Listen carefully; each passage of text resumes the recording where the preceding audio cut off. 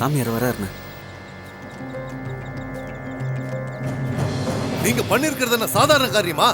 ஊருக்குள்ள வந்து மிரட்டினா உடனே வந்து படுக்கிற பொண்ணு நினைச்சிட்டீங்களா அவள? உங்க வம்சத்துக்கே உரு தெரியாம அழிச்சிடுவாங்க. 2000 கோடி சொத்து இருக்கிறவன் விரதம் இருந்து வீட்டுக்குள்ள போயிருக்கான். இப்ப என்ன பண்ணணும் சொல்லுங்க? அண்ணியா வேற அடிச்சிட்டாங்க.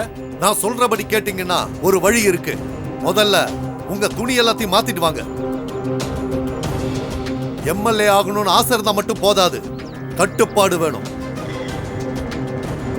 கழுகு பார்வை இருக்கணும் அந்த வீட்டு மேல.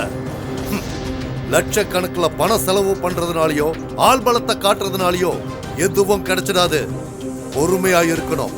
முதல்ல இந்த ஊர் கலாச்சாரத்துக்கு வாங்க.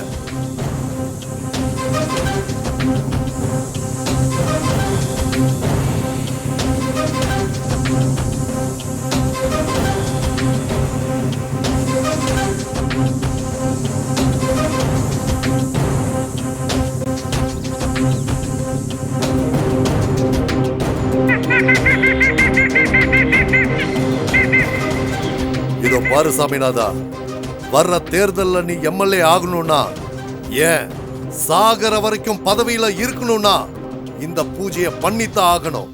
அதுக்கு நீ நான் சொல்ற வரைக்கும் உன் ஆளுங்களை பொறுமையா இருக்க சொல்லு. புரியுதா? எது சுவாமி?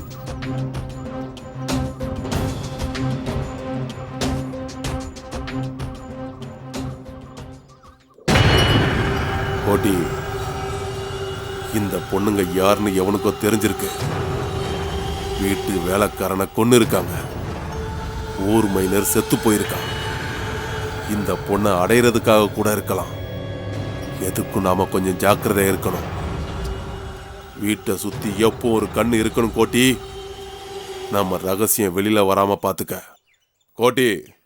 இதுல ஏதாவது தப்பு நடந்துச்சு, நான் மனுஷனாவே இருக்க மாட்டேன். புரிஞ்சுதா?